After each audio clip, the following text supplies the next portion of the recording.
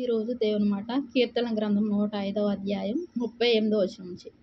వారి వలన ఐగుప్తీయులకు భయం పుట్టెను. వారు బయలు వెళ్ళినప్పుడు ఐగుప్తీయులు సంతోషించిరి. వారికి చాటుగా నుండుటకై ఆయన మేఘమును కల్పించెను. వారికి చాటుగా నుండుటకై ఆయన మేఘమును కల్పించెను. రాత్రి వెలుగిచ్చుటకై అగ్నిని కలుగజేసెను. వారు మనవి చేయగా ఆయన పూరేలను రప్పించెను. ఆకాశంలో నుండి ఆహారంనిచ్చి వారిని తృప్తిపరచెను. బండను చీల్చగా నీళ్లు ఉబికి వచ్చెను. ఎడారులలో అవి ఏరులై పారెను. ఏలయనగా ఆయన తన పరిశుద్ధ వాగ్దానమును తన సేవకుడైన అబ్రహామును జ్ఞాపకం చేసుకొని ఆయన తన ప్రజలను సంతోషంతోనూ తాను ఏర్పరచుకున్న వారిని ఉత్సాహ ధ్వనితోనూ వెలుపలికి రప్పించెను. ప్రియమైన దేవుని మాట వింటున్న వాళ్ళారా, కీర్తన గ్రంథం 105వ అధ్యాయం 38వ వచనం నుంచి చూసినట్లయితే, దేవుని యొక్క ప్రజలు ఇశ్రాయేలీల వలన ఎవరికి భయం కలిగిందంట? ఐగుప్తీయులకు భయం పుట్టించాడంట దేవుడు. భయం కలిగేలాగా చేశాడు. వారు బయలు వెళ్ళినప్పుడు ఐగుప్తీయులు సంతోషించిరి.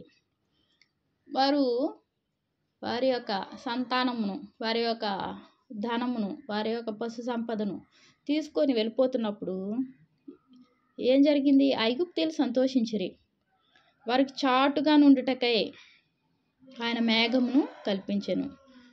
ఈ ఐగుప్తీయులకు కనబడకుండా ఇశ్రాయేల్ ప్రజలకు దేవుడు ఏం కల్పించాడు? మేఘమును కల్పించాడంట, చాటుగా నుండుటకై. రాత్రి వెలిగించుటకై అగ్నిని కలుగజేసెను. వారు మనవి చేయగా ఆయన పూరేలను రప్పించెను. ఆకాశంలో నుండి ఆహారం ఇచ్చి వారిని తృప్తిపరచెను. బండను చీల్చగా నీళ్లు ఉబికి వచ్చెను. ఎడారులు అవి ఏరులై పారెను. ఏలయనగా ఆయన తన పరిశుద్ధ వాగ్దానమును తన సేవకుడైన అబ్రహామును జ్ఞాపకం చేసుకొని ఆయన తన ప్రజలను సంతోషంతోనూ తాను ఏర్పరచుకున్న వారిని ఉత్సాహ ధ్వనితోనూ వెలుపలికి రప్పించెను. ఇక్కడ దేవుడు ఇశ్రాయేల్ ప్రజలను, అంటే దేవుని కుమారులుగా కుమార్తెలుగా స్వీకరించిన వారిని దేవుడు ఎంతో సంతోషపరిచాడు. ఆయన సంతోషపరిచే దేవుడు. ఆయన బిడ్డలైన వారిని చూసి ఆయన సంతోషపడే దేవుడు. అంత మాత్రమే కాకుండా వారి పట్ల ఎన్నో కార్యాలు చేశాడు. ఆ బిడ్డలకి ఏం చేశాడు? వారిని ప్రేమతో వారిని ఐగుప్తీయుల నుండి బయటకు రప్పించాడు. మరలా వారికి చాటుగా నుండుటకై మేఘంను కూడా కల్పించాడు. రాత్రి వెలిగించుటకై అగ్నిని కలుగు చేశాడు. వారు మనవి చేయగా వారు అడగగానే పూరేలను కూడా ఆయన రప్పించాడు. ఆకాశంలో నుండి, ఇది ఏ ఆహారం? ఇది భూమి మీద ఉన్న ఆహారం కాదు, ఆకాశంలో నుండి ఆహారంనిచ్చి వారిని తృప్తిపరిచాడు. తృప్తి లేని జీవితంలో, ఆహారం లేని సమయంలో వారికి ఆహారము ఆకాశం నుండి ఇచ్చి వారిని తృప్తిపరిచాడు దేవుడు. నీరు లేకపోతే బండను చీల్చగానే నీరు రప్పించాడు. అవి ఎలా పారినాయి అంట? బండల్లో నుంచి బండను చీల్చగా నీళ్ళు ఉబికి వచ్చెను. ఉబికొచ్చి ఆగిపోలేదు. ఎడారులలో అవి ఏరులై పారెను. అవి ఎంతో చాలా స్పీడ్గా ప్రవహిస్తూ ఏరులై ప్రవహిస్తున్నాయంట.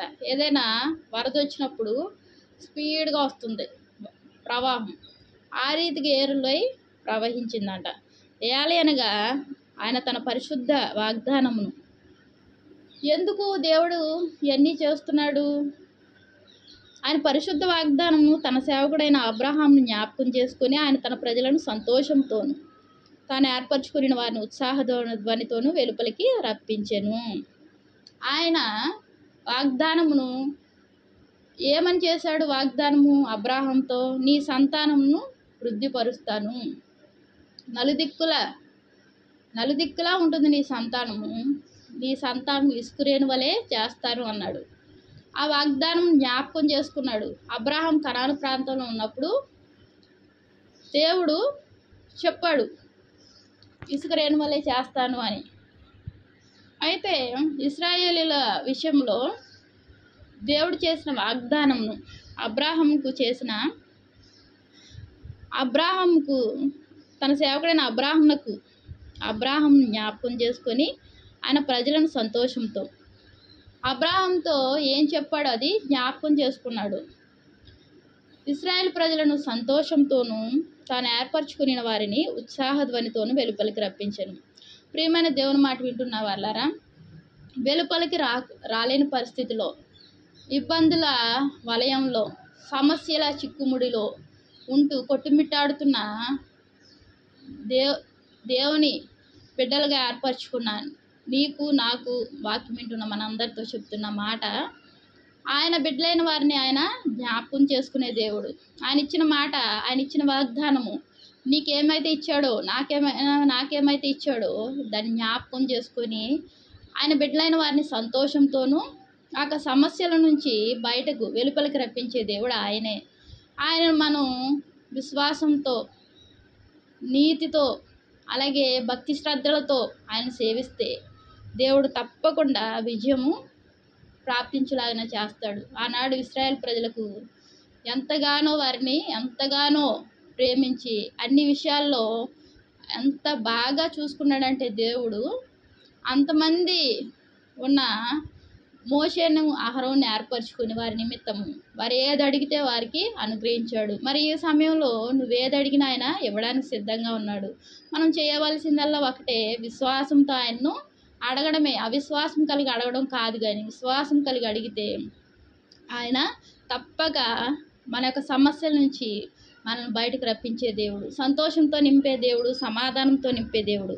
సమాధానకర్త అయిన ఆయన్ను సంతోషంగా సేవించుకునే భాగ్యాన్ని ఆయన ఇచ్చే దేవుడు. నువ్వు బాధపడితే చూసే దేవుడు కాదు, శత్రువులను జయించడానికి శక్తిని కలుగజేసే దేవుడు. ఎవరైతే శత్రువులుగా ఉన్నారో వారితో యుద్ధం చేసే దేవుడు ఆయనే. దేవునికి వందనాలు. ప్రార్థన చేసుకున్నాం. మహాప్రేమ గల తండ్రి, కృపగల నీకేను వందనాలు, స్తోత్రాలయ్యా. ఈ సమయంలో ప్రభు వాక్యం ద్వారా మాతో మాట్లాడినందుకు వందనాలు చెల్లించుకుంటున్నానయ్యా. తండ్రి, రకరకాల ఇబ్బందులు, సమస్యల నుంచి వెలుపలికి రప్పించావయ్యా ఇశ్రాయేలు ప్రజలను.